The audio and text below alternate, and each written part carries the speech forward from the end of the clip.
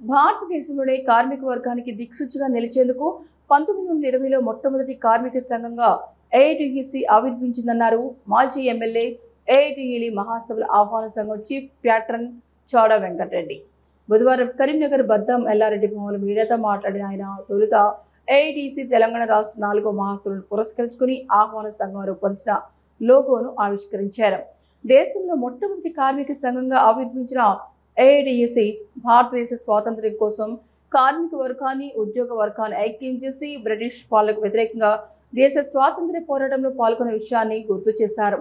సంఘటిత, అసంఘటిత రంగాలకు చెందిన కార్మిక వర్గానికి ఆశాజ్యోతిగా నిలిచిందని, శ్రమకు తగ్గ ఫలితం కోసం అనేక ఉద్యమాలు, పోరాటాలు నిర్వహించి ఎంతో మంది కార్మికుల జీవితాల్లో వెలుగులు నింపిందన్నారు.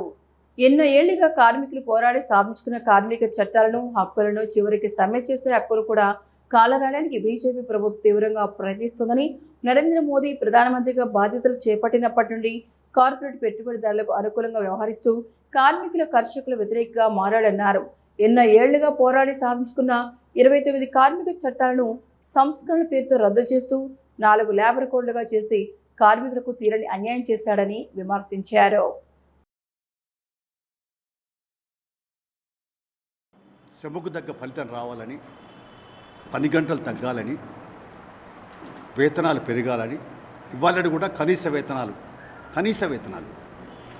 అనేటువంటిది ఇంకా నినాదం ఉంది అంటే మనం అర్థం చేసుకోవాలి. కలవెల శంకర్ గారు చెప్పినట్టుగా నరేంద్ర మోడీ ప్రభుత్వం వచ్చిన తర్వాత కార్మికుల హక్కులు కాలు రాస్తూ ఉంది. సమ్మె చేసే హక్కుని హరించేసే కుట్రలు చేస్తూ ఉంది.